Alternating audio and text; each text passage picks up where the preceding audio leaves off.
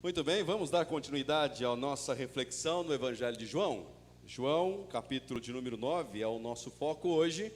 Nós vamos ler do verso 1 até o verso de número 12. Vamos dividir esse capítulo em duas etapas. Então, do verso 1 até o verso 12. Semana que vem, do verso 13 até o verso de número 41. João, o Evangelho de Jesus Cristo, que escreveu o apóstolo João, capítulo de número 9, verso de número 1 ao verso de número 12. Apenas para trazer a memória, João escreve esse evangelho e ele é intencional a escrever esse evangelho. A intenção dele é ajudar você, auxiliar você e eu a respondermos uma pergunta crucial a todos nós que nos entendemos como cristão. Uma pergunta que ele teve, que ele recebeu do próprio Cristo, não apenas ele, mas também os outros discípulos. A respeito, uma pergunta que diz respeito a quem Jesus é. Quem Jesus é para você? Quem Jesus é para você, meu irmão e minha irmã? João, ele intencionando ajudar você e eu a respondermos, ele escreve esse evangelho lá no ano de 90 depois de Cristo, ou seja, 70 anos depois de tudo aquilo que João ele presenciou. João ele resolve escrever esse evangelho. E lá no capítulo de número 20, verso de número 30 e 31, ele diz o resumo, ele coloca o resumo do porquê ele escreve esse evangelho. Ele diz assim: Jesus realizou muitos outros sinais que não foram escritos neste livro. Todavia, aqueles que foram escritos para que vocês creiam que Jesus é o Cristo. E crendo nele, tenham vida em seu nome. Tendo isso em mente, vamos ler o capítulo de número 9, verso 1 ao verso de número 12. A palavra de Deus ao seu e ao meu coração diz assim: Ao passar, Jesus viu um cego de nascença. Seus discípulos lhe perguntaram: Mestre, quem pecou? Seus pais, para que ele nascesse cego? Quem pecou, este homem ou seus pais, para que ele nascesse cego? Disse Jesus: nem ele nem seus pais pecaram, mas isso aconteceu para que a obra de Deus se manifestasse na vida dele. Enquanto há dia, precisamos realizar a obra daquele que me enviou. A noite se aproxima, quando ninguém pode trabalhar. Enquanto estou no mundo, sou a luz do mundo. Tendo dito isso, cuspiu no chão, misturou terra com saliva, aplicou-a aos olhos do homem, e então lhe disse: vá lavar-se no tanque de Siloé, que significa enviado. O homem foi, lavou-se e voltou vendo. Seus vizinhos e os que anteriormente o tinham visto mendigando, perguntaram-lhe: não é este o mesmo homem que costumava ficar sentado mendigando? Alguns afirmaram que era ele. Outros diziam: não, apenas se parece com ele. Mas ele próprio insistiu: sou eu mesmo. Então, como foram abertos seus olhos? Interrogaram-no eles. Ele respondeu: um homem chamado Jesus misturou terra com saliva, colocou-a nos meus olhos e me disse que fosse lavar em Siloé. Fui, lavei-me e agora vejo. Eles lhe perguntaram: onde está esse homem? Não sei, disse ele. Curve a tua fronte, vamos orar. Obrigado, Deus. Obrigado, Pai, pelo privilégio que temos de estar aqui diante da Tua verdade, da Tua palavra. E assim como sempre pedimos ao Senhor, fale aos nossos corações. Fale, ó Deus, a nosso coração, aos nossos ouvidos hoje, que a Tua palavra, ela penetre em nosso coração e cause em nós mudanças e transformações que tanto precisamos e carecemos. Aplique sobre nós essas verdades, ó Deus, e que o Teu Espírito venha trazer luz à nossa mente para a compreensão de toda ela e não apenas a parcialidade dela. Que saiamos daqui hoje tocados por Tua voz, falando aos nossos corações. Transformados, sim, para que Cristo, Teu Filho amado, nosso Senhor e Salvador, seja em nós e através de nós glorificado. Assim nós oramos, pedindo ao Senhor, Pai, no nome do Teu Filho amado, no poder do Teu Espírito, oramos. Amém. Temos caminhado já nesse Evangelho e estamos quase chegando na metade desse Evangelho. Muito provável que nós vamos até a metade do ano nele, caminhando nele, expondo verso a verso, capítulo a capítulo deste Evangelho. E como temos aprendido, como eu tenho sido edificado por esse Evangelho, como é bom olhar as Escrituras e ver como ela fala conosco ainda hoje, atual como é. Semana passada nós lemos e estudamos, refletimos um pouco no capítulo de número 8, concluímos o capítulo de número 8, e o capítulo 8 é onde Jesus faz algumas afirmações. Uma delas é, logo no início do capítulo 8, Jesus ele vai afirmar que ele é a luz do mundo. Este Jesus que não apenas afirmou ser a luz do mundo, mas também antes afirmou ser a fonte de água capaz de trazer saciedade ao coração humano. Mas também Jesus, ele depois de ter tido um embate ali com os fariseus a respeito de uma mulher pega em flagrante no ato do adultério, Jesus ele vai ali continuar ensinando aquela multidão que estava ouvindo ele naquela festa dos tabernáculos, ensinando que ele é a luz do mundo. Lá no verso de número 30, depois de Jesus ter exposto essa verdade aos homens, e não apenas a verdade de ser ele a luz do mundo, mas também de ser ele o próprio Deus. É isso que ele afirma quando ele diz que ele é o eu sou. Eu sou, ele afirmou lá no verso de número 24 do capítulo de número 8. E as pessoas, algumas delas, creram nele. Mas esse crer, nós vimos a semana passada, que não era um crer firmado na pessoa de Jesus e na obra de Jesus Cristo. Era um crer apenas firmado naquilo que os olhos terrenos desses homens viram, presenciaram, milagres, entre outros. E nós vimos que esse crer não era um crer profundo, um crer de coração, mas era apenas um crer superficial. E nós vimos o perigo de crer exatamente como estes homens creram.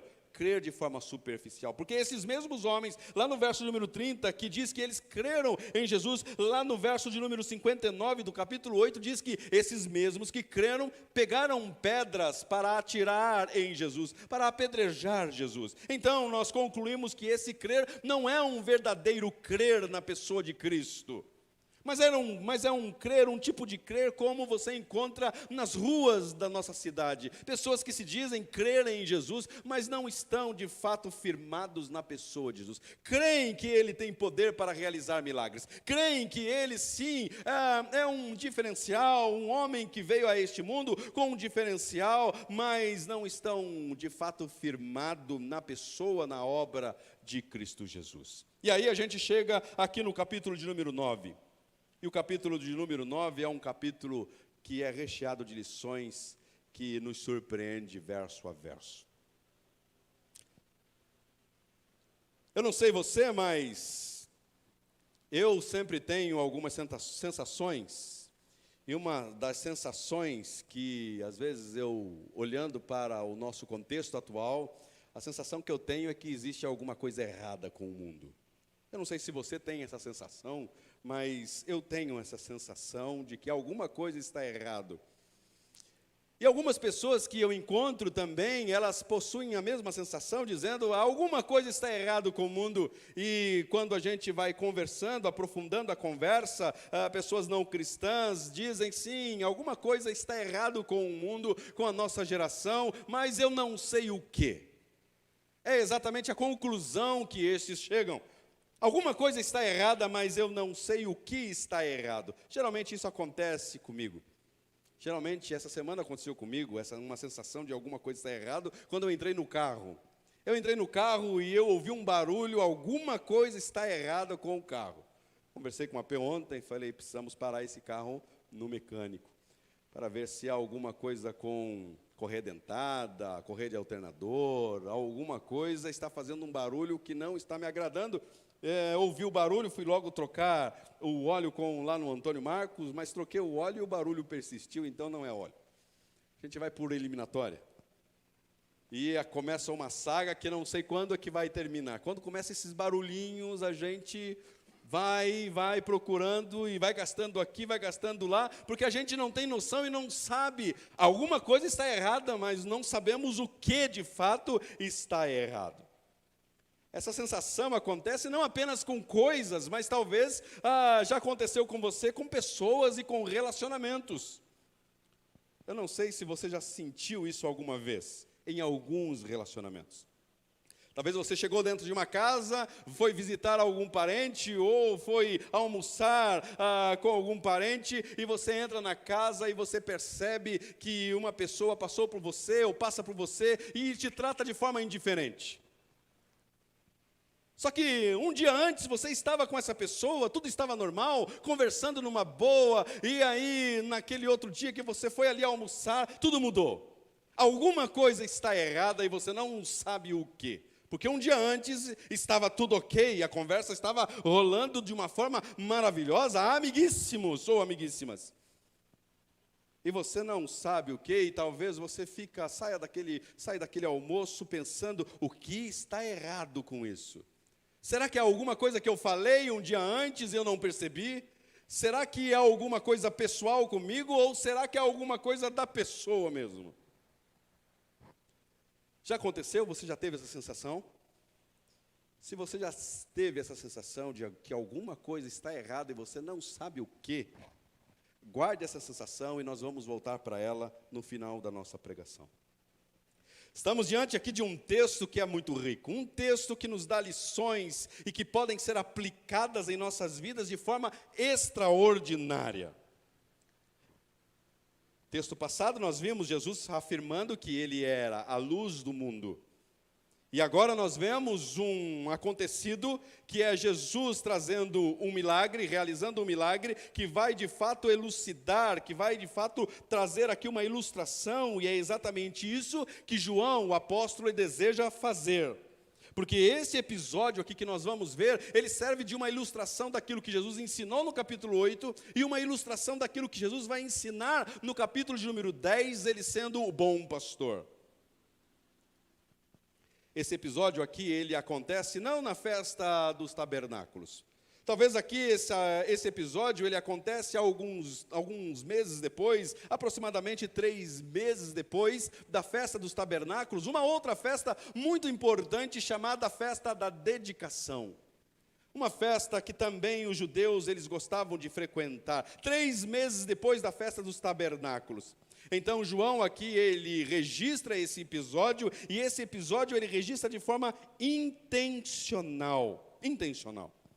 Então, vamos dividir aqui este capítulo 9 em 2 partes, verso 1 ao verso 12 e o verso 13 ao verso 41, veremos na semana que vem. Hoje, o meu objetivo é trazer 3 verdades. A primeira verdade é, nesses versos, um entendimento distorcido e as respostas simplistas. Segunda verdade que nós encontramos nesse texto é a insuficiência humana versus soberania divina. E a terceira verdade que nós vamos ver nesses versos é a luz que brilha, dissipando todas as trevas. Lembrando que João, ele escolhe 7 sinais. Apenas 7 sinais. E ele tem como objetivo usar esses sinais para cooperar com o seu evangelho. Se o evangelho dele, ele disse que é para ajudar-nos a crer quem Jesus é de fato, então todos os milagres sinais que você encontrar nesse evangelho, você tem que ter isso em mente. Que é João auxiliando você a olhar para Jesus, não apenas como uma pessoa qualquer ou um milagreiro, mas olhar para Jesus como sendo o Filho de Deus. O próprio Verbo, o próprio Deus encarnado, o Verbo que se fez carne. Então, a primeira verdade que nós encontramos nesse texto é a verdade que aqui nós encontramos um entendimento distorcido e uma resposta simplista para o sofrimento humano. Os discípulos, eles estão com Jesus, verso 2 diz, seus discípulos lhe perguntaram, mestre, quem pecou? Este homem ou seus pais para que ele nascesse cego? A pergunta é, quem pecou? Quem é que pecou? Sabe aqueles comentários que às vezes você está na reunião de família? Aqueles comentários que você faz, comentários desnecessários. Já aconteceu com vocês? Você está numa reunião familiar, num almoço, num jantar, final de ano, acontece muito isso. E você faz um comentário que é um comentário às vezes desnecessário. Aquela oportunidade que você tinha de ficar quieto e você não ficou. Você tinha aquela oportunidade de ficar quieto, ficar em silêncio, mas você não ficou calado, você resolveu expor um pensamento, e aí você, ao expor o seu pensamento, você achou que estava abafando. Vou fazer um comentário aqui, todos vão olhar para mim e vão falar, uau, como ele é bom, como ele conhece, como ele é instruído. Então, esse episódio começa exatamente assim. Os discípulos estão com Jesus, estão indo para a festa, estão lá, Jesus e os discípulos entrando na cidade. O texto diz que Jesus viu um cego, mendigando. E os seus discípulos agora, querendo talvez impressionar o seu mestre, eles começam e fazem uma pergunta teológica. Porque a pergunta que eles fazem está alinhado teologicamente com a doutrina rabínica e a doutrina do templo ou dos sacerdotes. Esses discípulos aqui, eles com um certo conhecimento teológico sobre o sofrimento humano, eles fazem um comentário, mas logo a resposta de Jesus os deixa desconcertado e deslocado. Tira eles do lugar. Os discípulos aqui, eles perguntam, quem é que pecou, mestre? Foi este ou foi os seus pais? Eles querem seguir aqui a tradição judaica. Eles querem aqui seguir o fluxo da tradição religiosa no contexto judaico. Porque para os religiosos, qualquer deficiência estava atrelada, ligada a algum pecado. Você está sofrendo, você tem alguma deficiência física, então essa deficiência física está atrelada a algum pecado que você cometeu. Esse era o pensamento da religiosidade ou dos religiosos da época. Então este homem, e lá na frente, os próprios religiosos vão falar assim, você está cheio de pecado e quer nos ensinar, porque é esse pensamento que eles tinham. Você é cego, você era cego porque você estava carregando uma maldição sobre você por causa de um pecado que você cometeu. Eles eram tão radical nisso, que para eles a questão de você sofrer e o sofrimento estar ligado a um tipo de pecado era tão grande, que eles diziam que essa pessoa, se ela não cometeu um pecado quando nasceu, logo quando nasceu, ou na sua vida, talvez ela tenha cometido um pecado, porque ele nasceu assim. Para ele nascer assim cego, então, ele deve ter cometido algum pecado no ventre da sua mãe. Olha o radicalismo. No ventre da sua mãe, ele deve ter cometido um pecado. Ou então, o pecado dele é um pecado que está, ou seja, essa deficiência é uma deficiência que está recebendo uma punição por causa de uma maldição de um pecado dos seus pais. Essa é a ideia da religiosidade. O pensamento dos discípulos estava alinhado dentro desse contexto. E a ideia dos discípulos é fazer um comentário, e eu acredito que eles estavam esperando aqui receber um elogio do seu mestre. Imagine, discípulos entrando em um debate teológico, ou fazendo um parecer teológico, alinhado com o contexto teológico dos rabinos, dos sacerdotes, dos fariseus, saduceus e escribas. Eles esperavam um elogio, mas ao invés de receberem um elogio, eles são desconcertados na conversa. João é quem escreve esse evangelho e João estava presente. Talvez fosse João aqui que fez esse comentário. Não sabemos quem foi. Mas o que nós sabemos é que a religião da época de Jesus era uma religião que dava a resposta simplista quando o assunto era sofrimento humano. Tudo se resumia em algum tipo de pecado cometido pela pessoa, ou pecados de seus pais. Aqui é a falsa ideia que nós temos tão em voga hoje, que é a ideia da maldição hereditária. Eu não sei se você já ouviu falar sobre isso. Muitas pessoas fazem cultos de quebra de maldição. Teve até uma época que era febre, né? Era toda segunda-feira nós vamos fazer o culto de quebra de maldição hereditária. E aí você vinha para o culto e tinha uma pregação nesse tema, nesse quesito, e no final do culto fazia aquela fila. E aí você vinha para a fila, e a fila era a oração da quebra de maldição hereditária.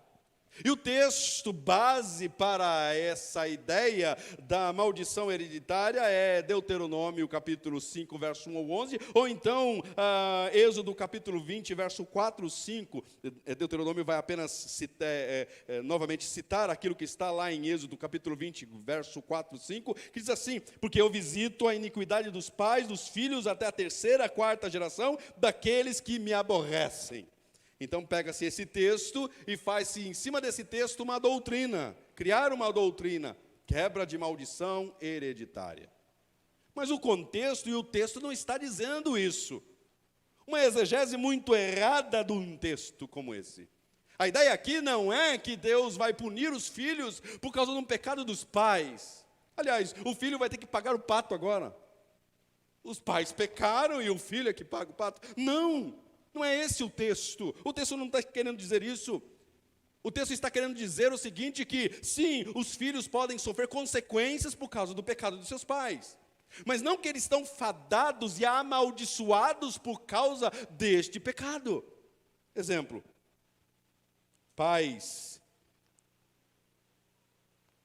que contraíram doença HIV, tendo um filho, muito provável que esse filho vai nascer com uma consequência deste pecado. Mas não que o filho ele está amaldiçoado por causa de um pecado do seu pai. Ou, como uma certa vez nós não tínhamos as nossas filhas ainda, nós estávamos na fila de adoção, estava entrando ali na fila de adoção, e um belo dia nos convidaram para ir conhecer uma criança que tinha acabado de nascer na cidade de Atibaia, e nós fomos. Nós fomos e queríamos ter filhos e tal, vamos lá, vamos ver. Quando eu chego, aí a enfermeira diz: olha, eu acho bom a sua esposa não entrar. Entra você dá uma olhada e aí vê se você quer dar prosseguimento. E aí nós fomos e a enfermeira começando a falar, e olha, o caso é o seguinte: a mãe era usuária de crack, e na gravidez ela usou muito crack, e é o seguinte, o filho nasceu com uma deficiência. E o filho nasceu com essa deficiência por causa das drogas que ela usou. Não que a criança ela foi amaldiçoada, mas é que a criança ela nasceu por causa de uma consequência, ou seja, ela foi alvo de uma consequência de um pecado dos seus pais. Mas não que a criança estava amaldiçoada.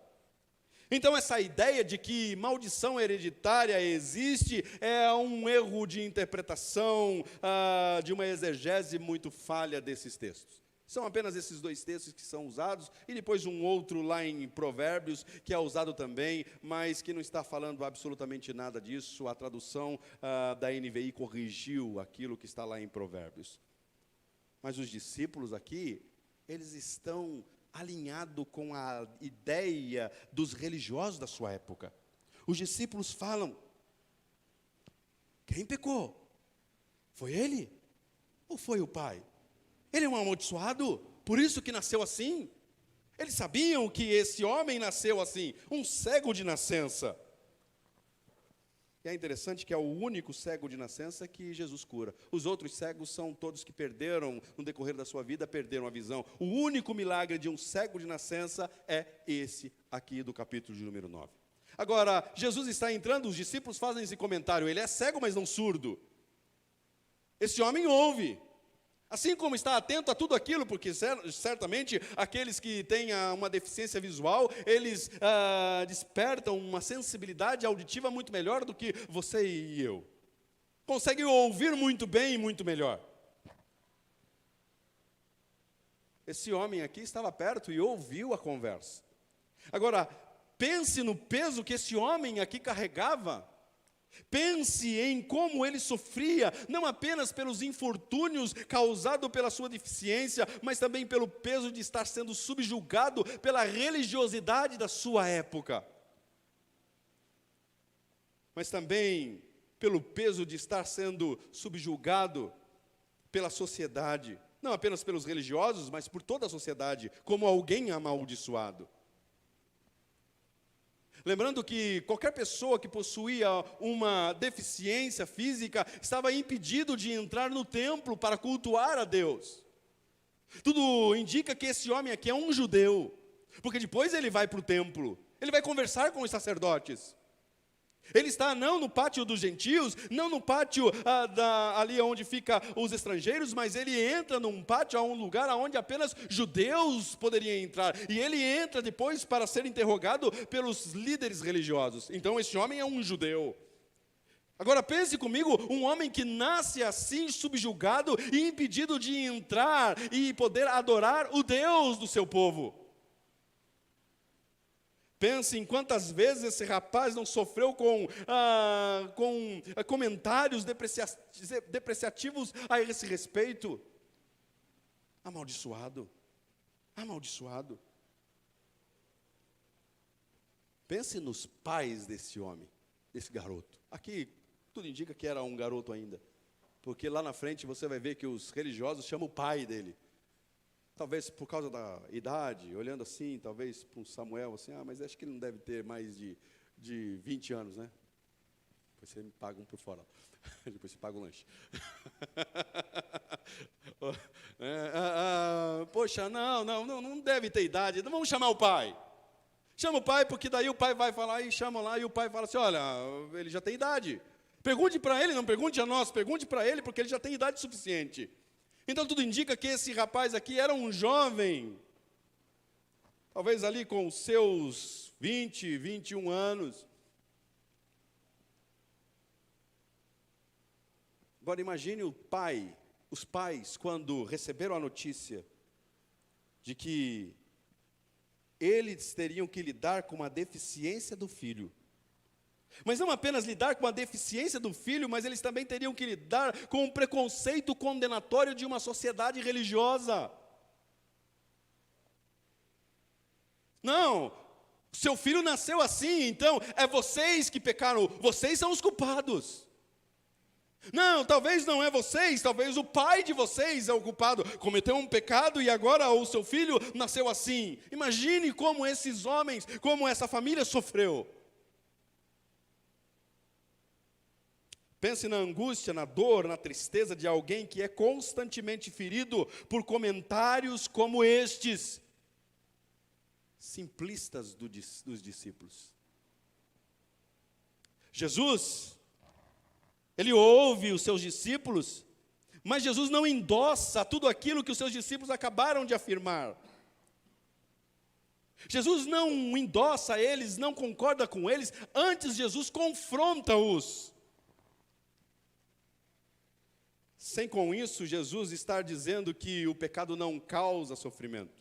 Antes, no ensino de Jesus, você vai ver que todo o ensino dele gira em torno de que o sofrimento é consequência do pecado de forma geral. Porém, não de forma específica. Não é porque você pecou aqui, fez esse pecado, que você vai sofrer por isso.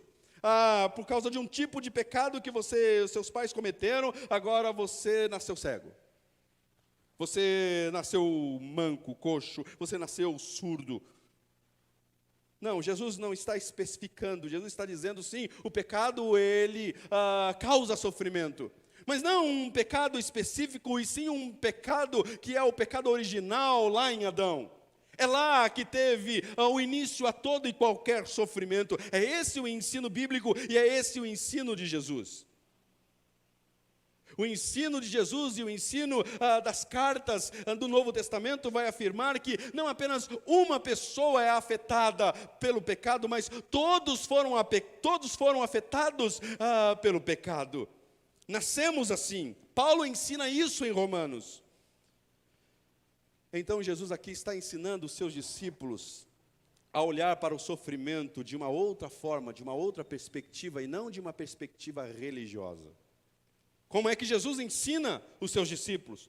Olha o verso de número 3. Disse Jesus: nem ele, nem seus pais pecaram, mas isso aconteceu para que a obra de Deus se manifestasse na vida dele. Verso 4. Enquanto é dia, precisamos realizar a obra daquele que me enviou. A noite se aproxima, quando ninguém pode trabalhar. Enquanto estou no mundo, sou a luz do mundo. O que podemos fazer diante do sofrimento? É essa a pergunta. O que podemos fazer diante do sofrimento? Jesus aponta um novo jeito de enxergar o sofrimento humano. Podemos olhar para o sofrimento humano com um olhar misericordioso ou com um olhar meramente religioso. Quinta-feira tivemos a experiência de ter um visitante na igreja. Se fosse a religiosidade aqui, certamente eu olharia para a pessoa e diria: não, você não pode entrar. Você não pode estar entre nós. Você não pode participar do culto porque você é cheio de pecado, você está amaldiçoado. Se fosse a religiosidade aqui da época, faria isso. Mas Jesus ensina os seus discípulos a olhar para o sofrimento humano com um olhar cheio de compaixão e cheio de misericórdia, pois é exatamente esse tipo de olhar que Jesus tinha para com os sofredores. Era esse tipo de olhar que Jesus teve e tem para todos aqueles que sofrem. Podemos tentar aliviar de alguma forma o sofrimento ou tornar ainda mais pesado o fardo daqueles que sofrem. Jesus pede para que os seus discípulos se vejam incluídos no realizar as obras daquele que enviou. Olha o verso de número 4. Então, enquanto é dia, ele não diz: preciso realizar a obra daquele que me enviou. Jesus diz assim, enquanto é dia, precisamos. Você, Pedro, você, João, você, Bartolomeu, você, André, todos vocês, meus discípulos, nós precisamos realizar as obras daquele que me enviou. E que obras são essas? Obras de condenação? Não, o mundo já está cheio, o mundo não será condenado, mas já está condenado. Quais são as obras, então, que o Pai pediu para que seja feita? Obras que anunciem a missão de Cristo, a missão salvadora de Cristo. Jesus pede para os seus discípulos: vejam-se incluídos na minha missão. Sintam-se parte da missão.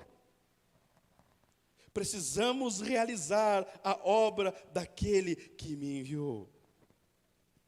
Quem eram esses discípulos? Aqui, olhando para a questão, a localização de tempo, quando esse episódio acontece, já estava aqui para 3 meses para o final do ministério de Cristo terreno. Daqui 3 meses, a festa da Páscoa ia acontecer. Jesus estaria novamente ali em Jerusalém. E agora, para não voltar mais. Seus discípulos já caminharam quase 2 anos e meio com o Mestre. Tempo suficiente para ouvir os sermões. Tempo suficiente para ouvir qual era a mensagem do Reino dos Céus. Acostumados seus ouvidos todos os dias, de manhã, tarde e noite, conversando com o Mestre, sendo instruídos. E aqui, 2 anos e meio, caminhando com o Mestre, eles dão um fora desse. Eles fazem um comentário desse.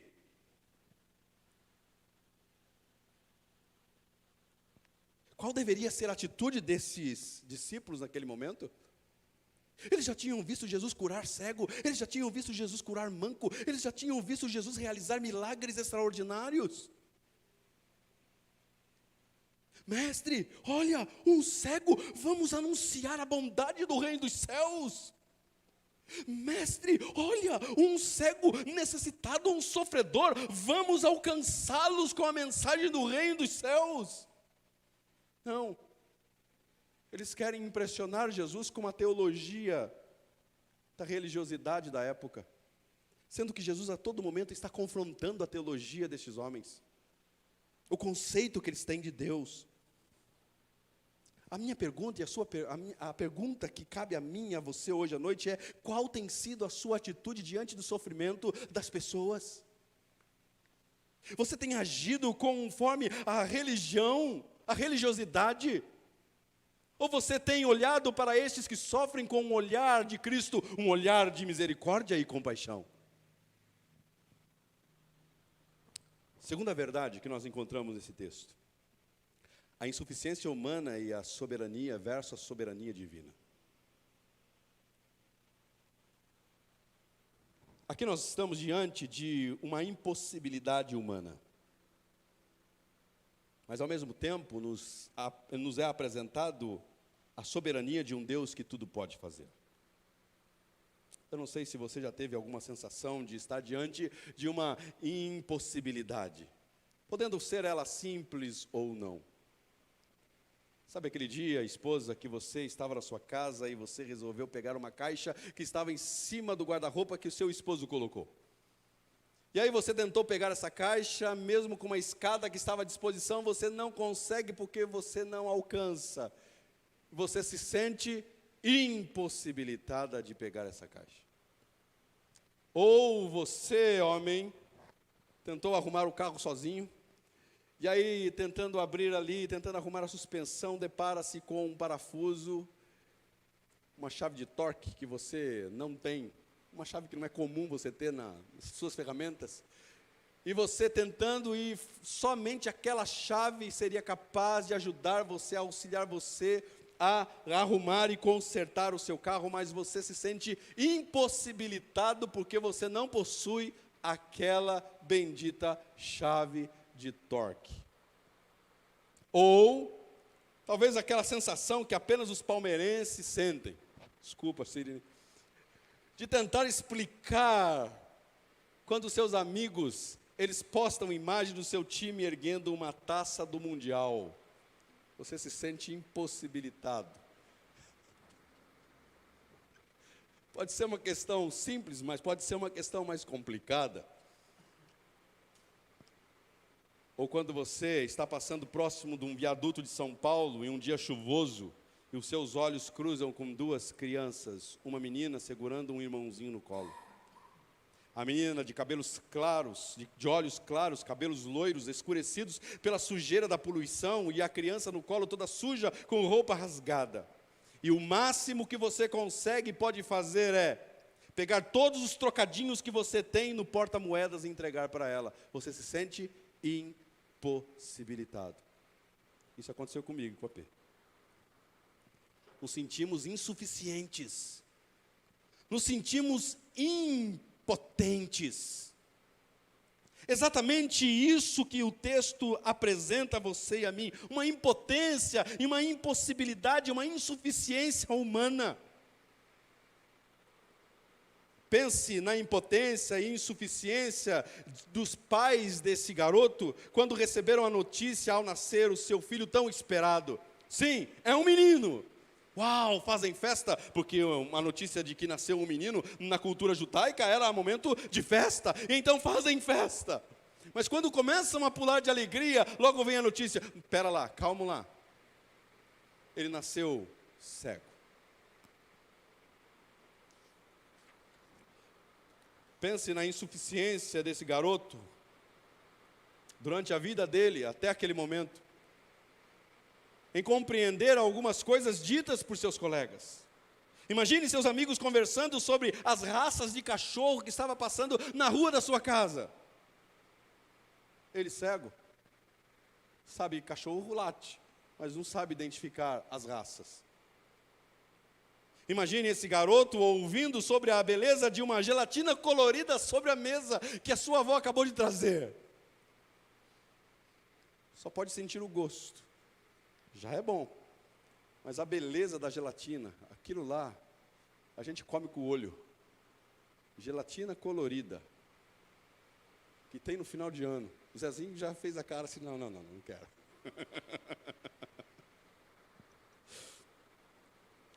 Imagine os amigos desse garoto correndo para fora da casa, depois de uma tarde chuvosa, de verão, e aquele sol saindo e os garotos correndo para fora, querendo observar o arco-íris bonito lá fora. E este garoto impossibilitado de ver tal beleza.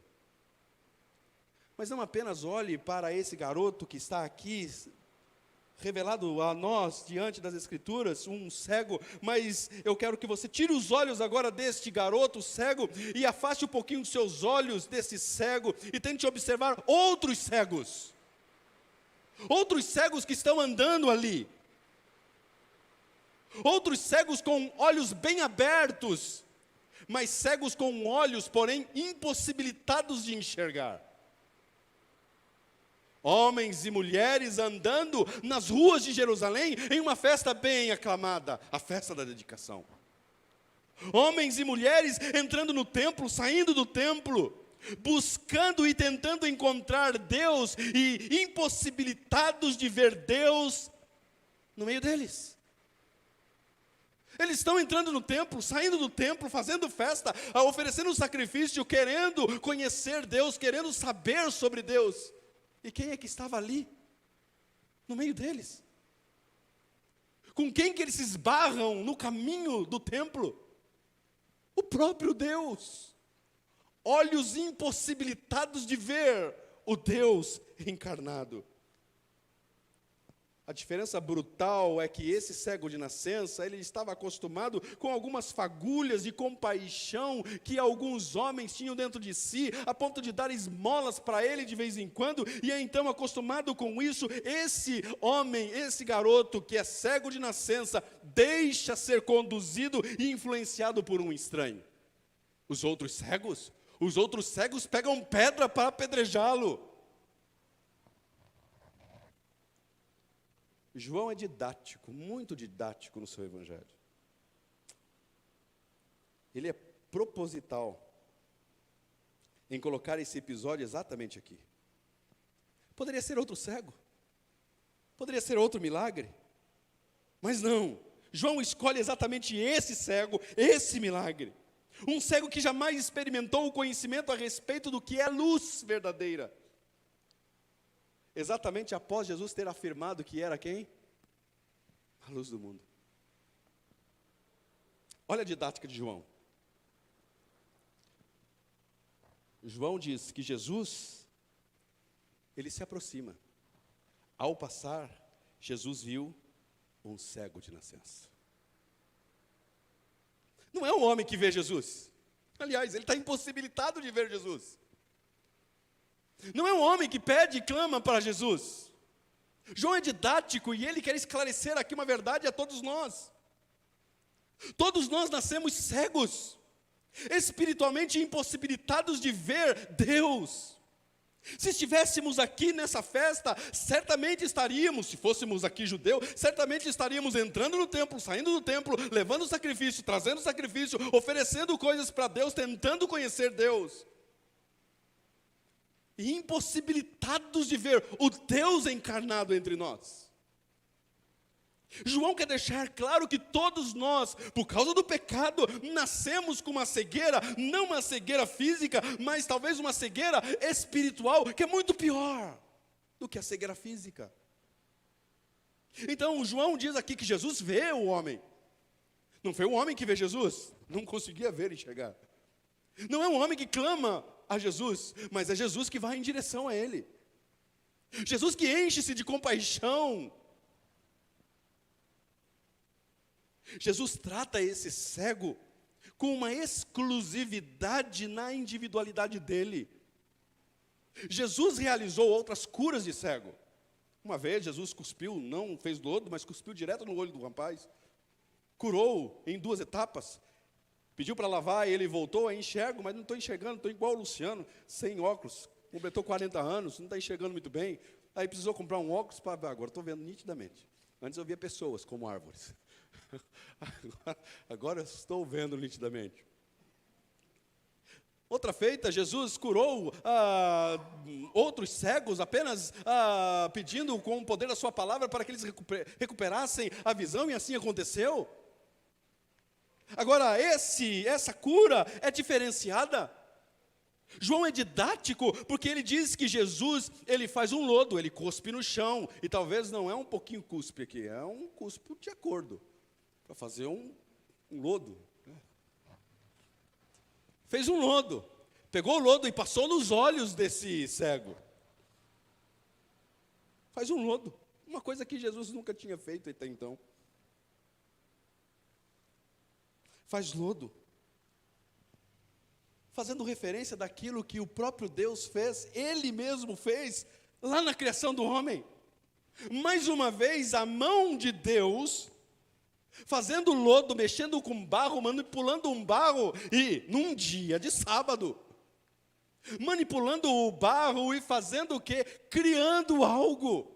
Um homem que nasceu sem visão. E aqui alguns comentaristas vão dizer que ele não possuía o globo ocular que nós temos. Se isso é verdade, não tinha. Então aqui está a referência de, mais uma vez, o Deus Criador em ação. Pegando, manejando o barro, colocando nos olhos e fazendo surgir do nada um globo ocular. Porque aquele que estava criando aquele olhos, ou fazendo surgir aquele globo ocular, estava revelando uma verdade, que é o mesmo Deus que criou o primeiro olho e todos os olhos. João é didático. Jesus conversa com esse cego. E a sua conversa penetra no coração desse cego antes de ver. E esse homem se deixa conduzir. Confia, crê. Jesus fala assim, vai. Você vai lá no lago de Siloé, ficava sudoeste ali de Jerusalém. Uma caminhada boa. Vai lá.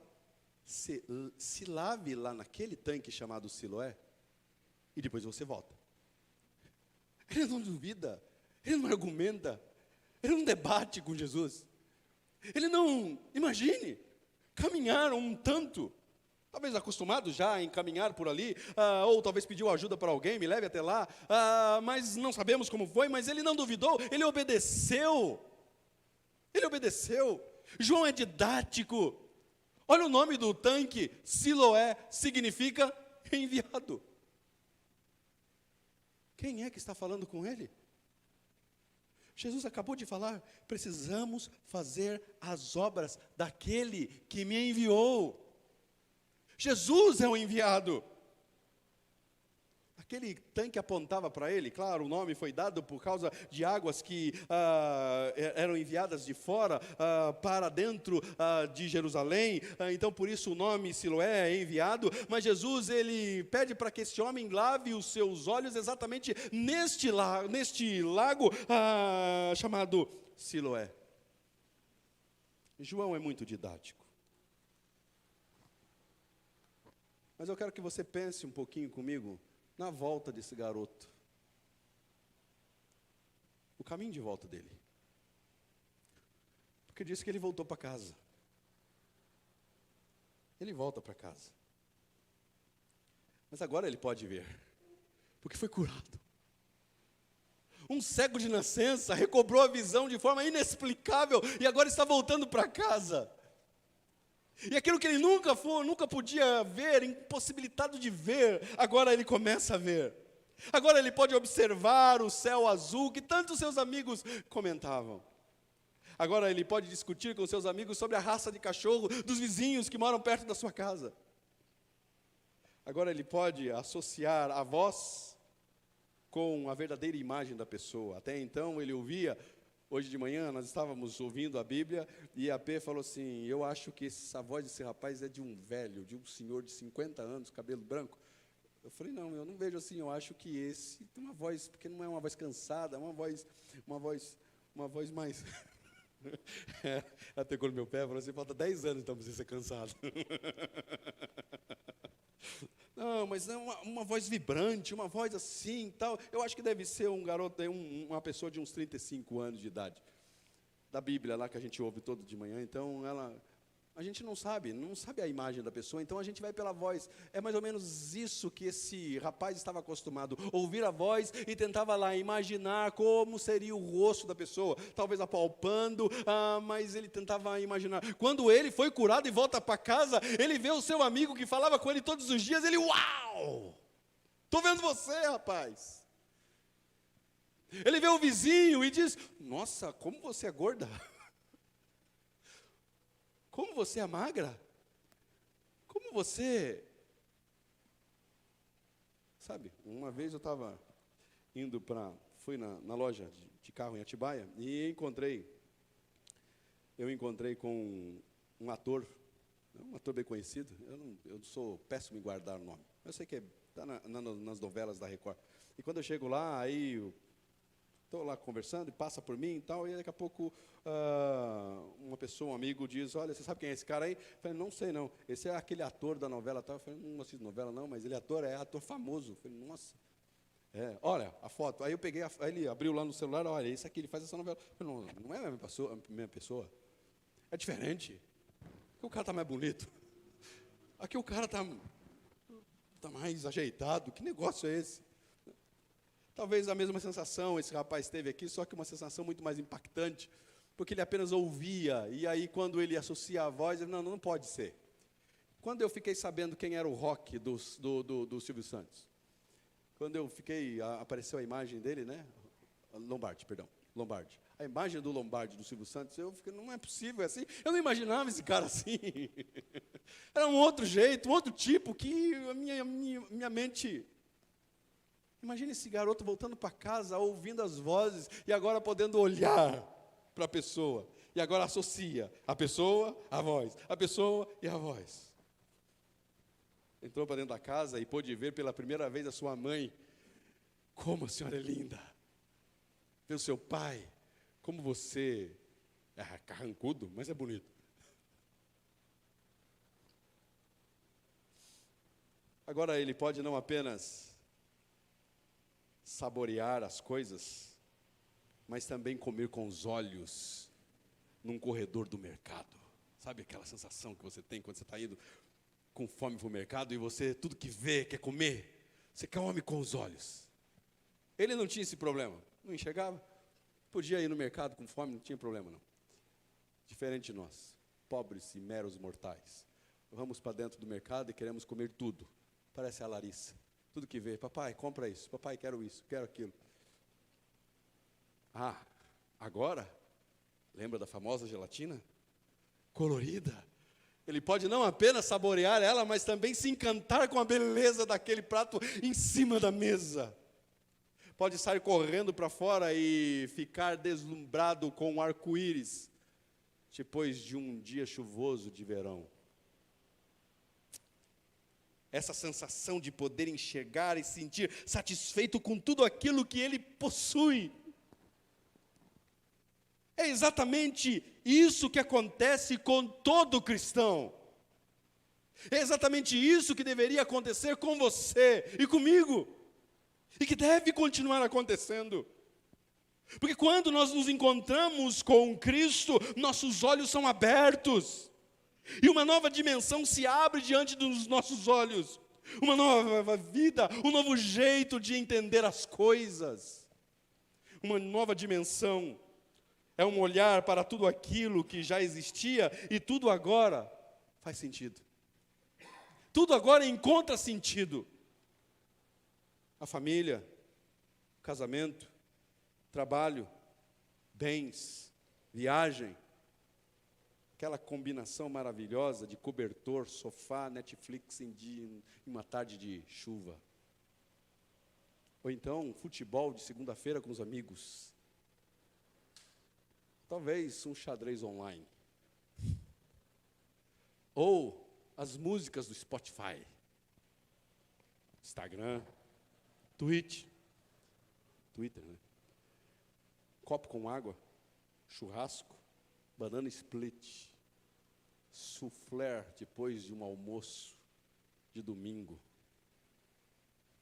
depois daquela macarronada. Hoje bateu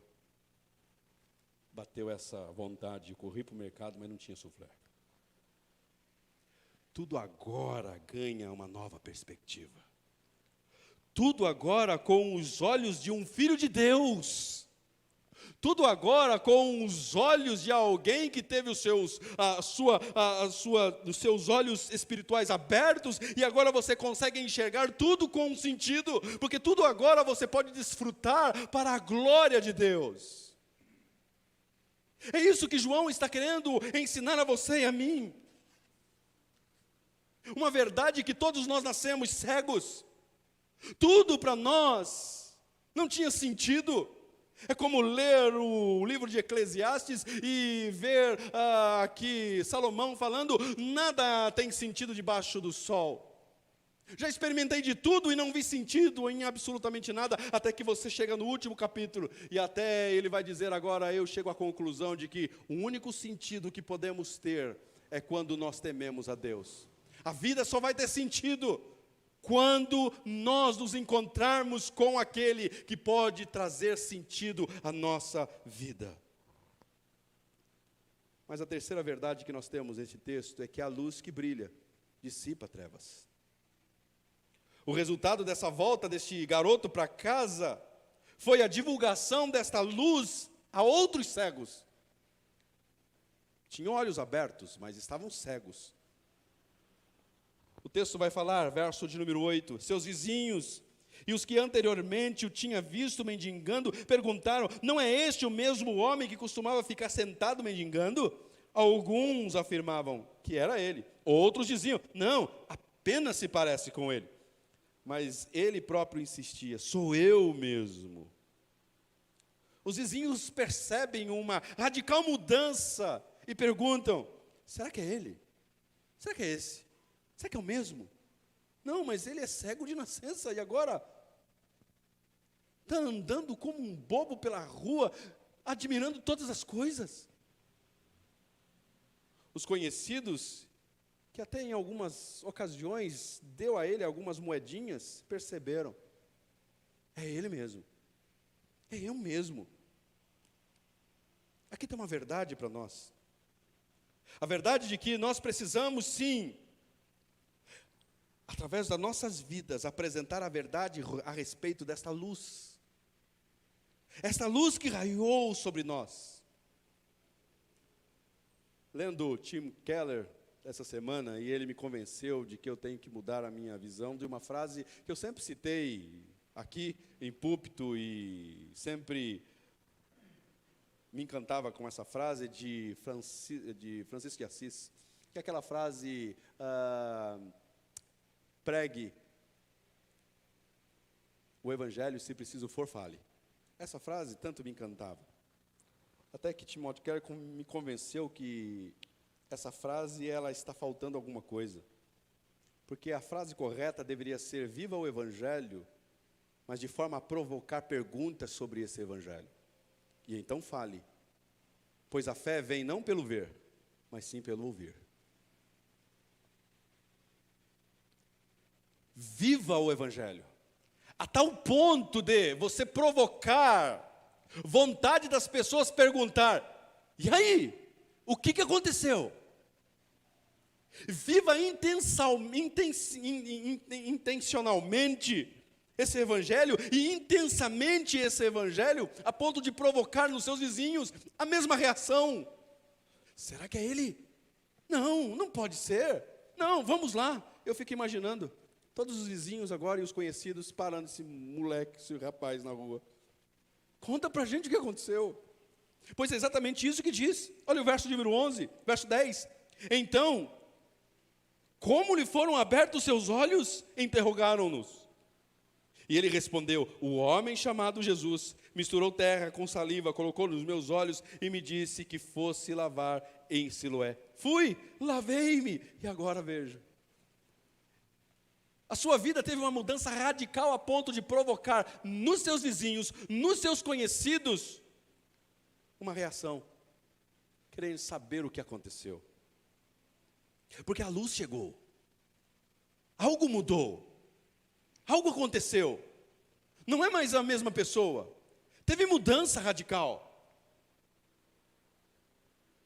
Não perca a oportunidade de anunciar as obras daquele que o chamou e nos transportou do reino das trevas para o reino do seu Filho amado.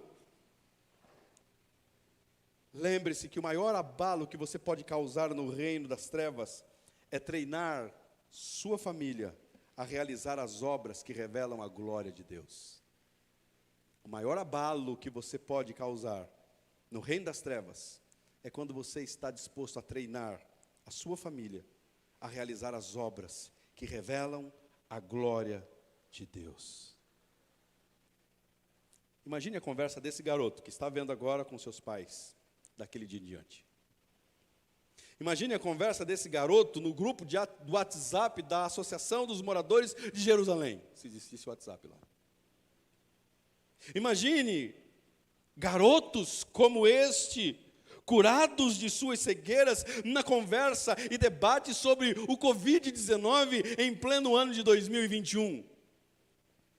Mas tendo a perspectiva de Cristo, não uma perspectiva da religiosidade, mas a perspectiva de Cristo, misericordioso e cheio de compaixão por aqueles que sofrem.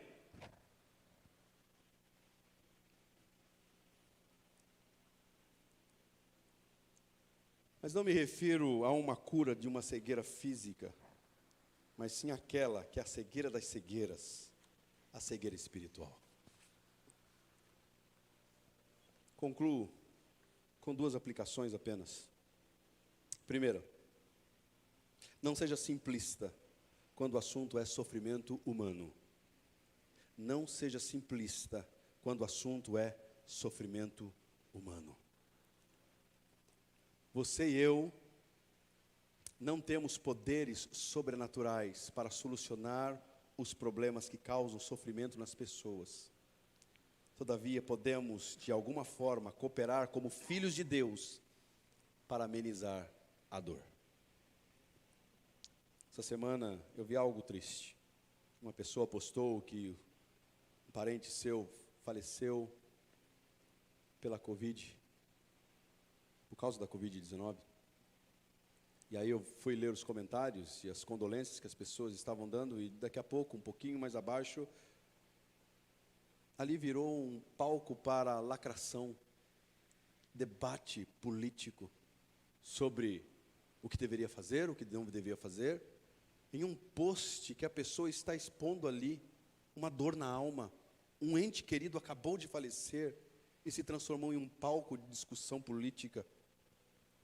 Pasmem, quem fez o comentário é cristão. O que eu posso fazer então diante dessas impossibilidades, pastor? O que eu posso fazer diante daquilo que eu não consigo mudar?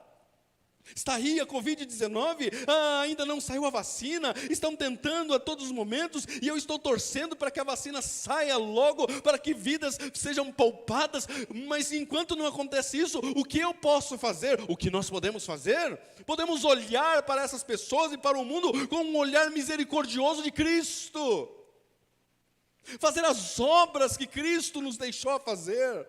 Quer uma delas? Colocar tudo isso diante de Deus, o Pai, por meio da oração. Quanto você tem orado por vidas que estão perecendo por causa dessa pandemia? Quanto você tem investido e dobrado os seus joelhos, apresentando diante de Deus essas pessoas que estão sofrendo?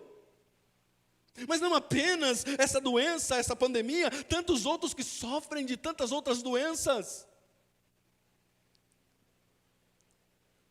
Você pode chorar junto. Estava entrando aqui na igreja, no ensaio, e uma pessoa me chama lá fora, e a gente começa a conversar, e ele procurou algumas pessoas para bater um papo e conversar, e para minha grande surpresa ele disse: eu tive que chamar você. Não era uma pessoa nova, já um senhor. Eu tive que chamar você. Porque se não saísse ninguém, eu estava indo para minha casa e ia me matar. Conversamos um pouco, orei com ele lá fora. Ele foi embora para casa e marcamos amanhã para conversarmos aqui. Pecadores sofrem e sofredores pecam. Você pode oferecer um ombro amigo. Você pode contribuir financeiramente. Você pode enviar um e-mail para uma pessoa que você sabe que está sofrendo e você pode ajudá-la com palavras que são edificadoras e edificam. Você pode e deve se perguntar: como posso revelar Cristo em uma situação como esta? E orar para que Deus te conduza nessa situação, de como revelar Cristo diante de uma situação tão delicada como essa. Veja, ser cristão não é dar respostas simplistas, é ser simples, mas não ser simplista, ser reducionista, reduzir o sofrimento humano, tripudiar sobre aqueles que sofrem. Não, o cristianismo não é isso. O cristianismo é expressar o amor, graça e misericórdia de um Deus que amou e foi misericordioso com você e comigo. Segundo, diante da insuficiência humana de enxergar Deus, qual tem sido sua contribuição para que Deus se revele a estes que continuam cegos? Houve alguma diferença na maneira de você encarar e interpretar a vida? Você diz que é cristão e houve alguma mudança? Está sendo visível essa diferença? As pessoas estão conseguindo notar isso? Se não, então pondere se você realmente recebeu o milagre de ter os olhos abertos para a realidade divina. Houve mudança? Não, continua a mesma. A vida sem gosto, sem sabor. Então pondere para uma verdade e considere se realmente você recebeu esse milagre de ter os olhos abertos. Porque quando seus olhos são abertos, o seu modo de encarar as coisas, a vida é diferente. Sua pregação em vida tem criado a oportunidade para a pregação verbal? As pessoas têm parado para perguntar: o que está acontecendo? Qual é a mudança? Seu casamento mudou? Seu estilo de vida mudou? Seu jeito de tratar seu cônjuge mudou? Seu jeito de tratar seus filhos mudou? Seu jeito de tratar os vizinhos mudou?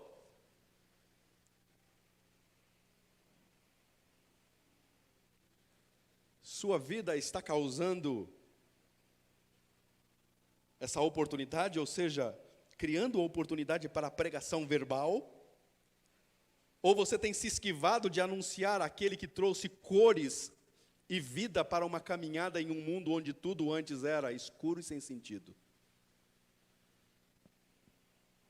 Esse rapaz, ao ser questionado: e aí, o que aconteceu? Mudou? E agora? Ele não foi para casa? Eu não quero conversar sobre isso. Eu tenho muita coisa para fazer. Não, ele contou. Ele com um entusiasmo tão grande. Eu vou contar para vocês. Um homem, eu não sei quem ele é. Eu só sei o nome, porque eu ouvi.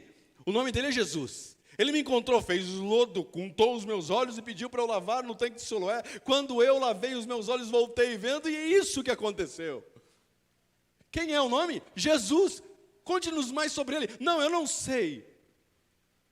Não sei mais sobre ele, não conheço ele, mas eu gostaria muito de conhecê-lo e nós vamos ver o desenrolar da história na semana que vem.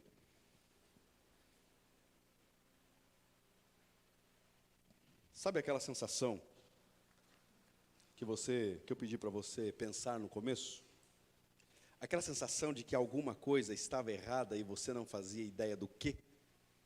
Agora, como cristão, você faz ideia e sabe. O que está errado nesse mundo?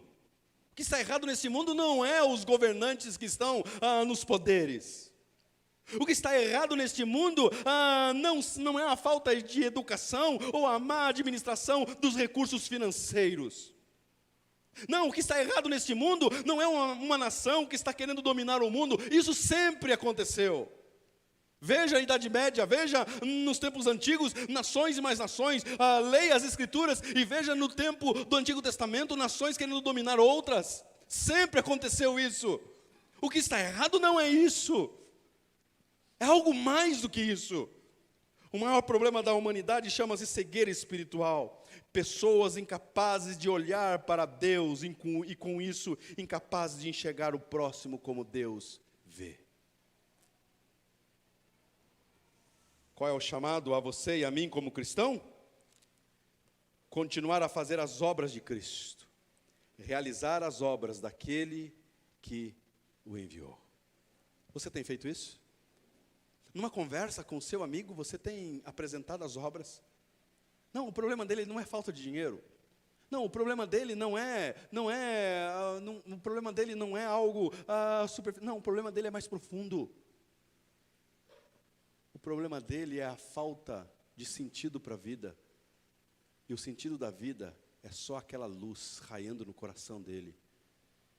Cristo Jesus. Não perca a oportunidade. Não perca tempo querendo fazer como os discípulos, querendo se gabar. Olha, nós temos conhecimento teórico, nós temos conhecimento teológico sobre. Não. Imite o seu mestre. Vá em direção àqueles que estão necessitados e fale da luz que veio a nós e tirou-nos das trevas. Amém? Curva a tua fronte. Oremos.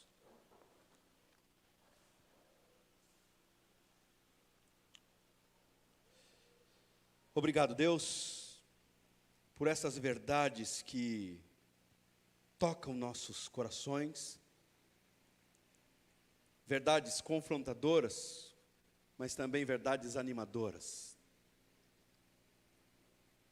Obrigado a Deus, porque um dia o Senhor nos chamou, veio em nossa direção, assim como este homem que estava lá, para ele mais um dia qualquer. Mas algo inesperado aconteceu. O Criador foi em sua direção. O Criador chamou-o. O Criador se revelou. O Criador curou. Foi exatamente isso que aconteceu conosco. Antes de nós chamarmos ou clamarmos o Senhor veio em nossa direção e abriu os nossos olhos. Essa é a beleza do Evangelho. Não por algo que nós tínhamos feito ou pudéssemos fazer, que pudesse chamar a tua atenção, mas o Senhor, antes de qualquer coisa, de qualquer obra, o Senhor nos chamou para si. Revelou-nos o teu Filho amado. Pois é exatamente isso que nós aprendemos em João capítulo 6. O Senhor, Pai, nos apresentou o teu Filho. O Senhor nos conduziu ao teu Filho, nos dando a oportunidade das oportunidades. Curado fomos. E antes éramos cegos, mas agora vemos. Agora a nossa vida faz sentido, porque o sentido dos sentidos está vivendo em nós. Cristo Jesus, aquele que é o sentido de toda a vida. Obrigado, Pai, por isso. Também obrigado por nos dar a oportunidade de continuar as tuas obras, ó Cristo, como teus discípulos.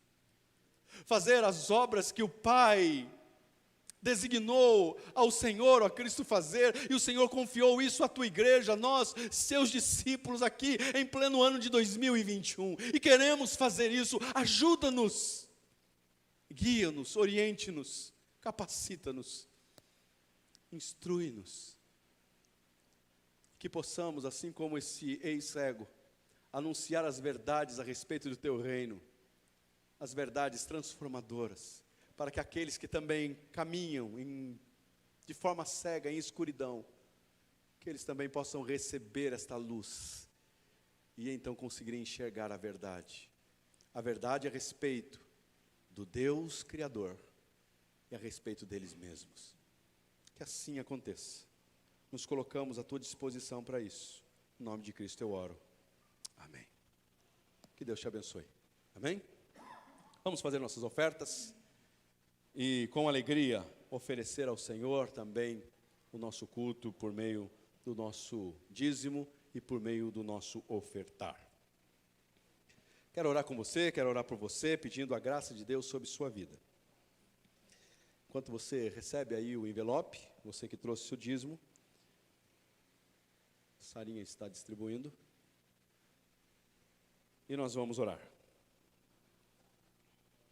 Pai, gratos somos, porque o Senhor tem sido este Deus que supre as nossas necessidades. Não temos falta de absolutamente nada, porque o Senhor é o nosso tudo. O Senhor é o nosso provedor. Não temos, ó Deus, tido a falta do pão sobre a mesa, também não temos tido a falta da roupa para que nos vestir. Tua palavra se confirma, ó Deus, em nossas vidas, quando diz que o Senhor cuida de nós. Muito melhor, muito mais do que o Senhor cuida das flores do campo e do que as aves dos céus. Temos experimentado esse teu cuidado diário sobre nossas vidas. Obrigado por isso, ó Deus. E como em gratidão a tudo isso que o Senhor fez, nós queremos oferecer ao Senhor, não apenas nossas ofertas, nossos dízimos, mas queremos oferecer ao Senhor tudo o que temos e somos. Colocar diante do Senhor nossos corações. Ó Deus, obrigado. Obrigado por nos dar esse privilégio de poder também participar desse momento de culto. Momento de ofertar na tua casa. Ó Deus, aqueles que estão desempregados, que o Senhor abra as portas a eles. Aqueles, ó Deus, que carecem de uma intervenção nessa área financeira, que o Senhor assim realize. Cremos que o Senhor é poderoso para fazer muito mais. Então, ó Deus, nós, agradecidos, oferecemos ao Senhor nossa vida, nossos recursos. E pedindo, ó Deus, que o Senhor nos use para a glória do teu nome. Assim oramos, agradecidos ao Senhor, Pai. Amém. Sai do teu lugar e ofereça o seu dízimo e sua oferta na casa do Senhor.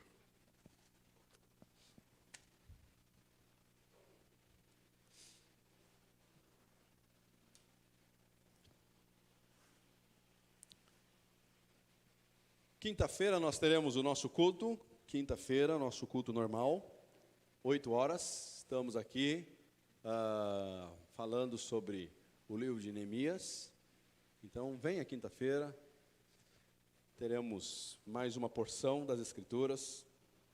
Como tem sido gostoso, como tem sido bom aprender a palavra de Deus, né?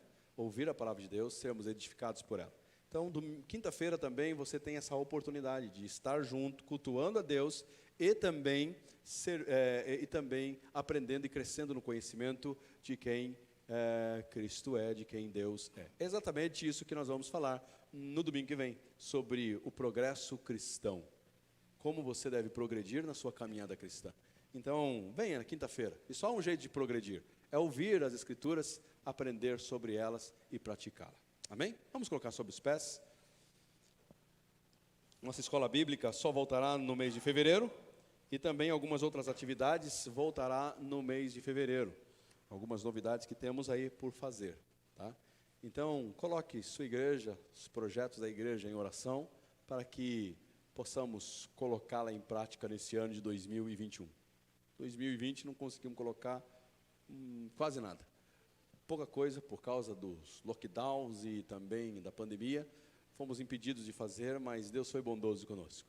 E cremos que esse ano Deus continuará com sua bondade sobre as nossas vidas. Então, apresente em suas orações todos os projetos que a igreja tem decidido em fazer nesse ano de 2021. Amém? Vamos orar. Ó Deus, obrigado por este momento de culto, obrigado pela Tua palavra falada aos nossos corações. Continue, ó Deus, conduzindo-nos debaixo desta Tua verdade, debaixo desta Tua graça. Ajude-nos, ó Deus, a compreender um pouco mais, dia após dia. Que o Senhor nos ajude, através da ação do Teu Espírito Santo, a lembrar de tudo aquilo que o Senhor nos ensinou e colocar em prática.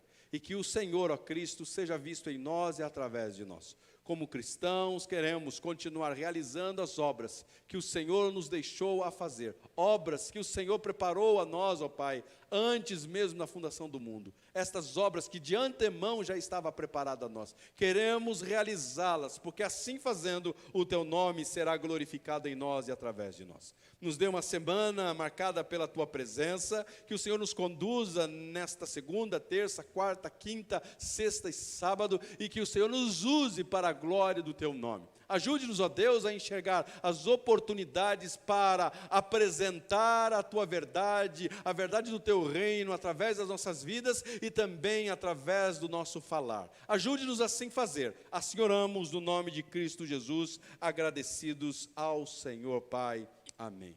Que a graça de nosso Senhor e Salvador Jesus Cristo, o amor de Deus e as doces consolações do Espírito Santo sejam com todos nós. Digamos... Amém? Que Deus te abençoe no nome de Cristo Jesus.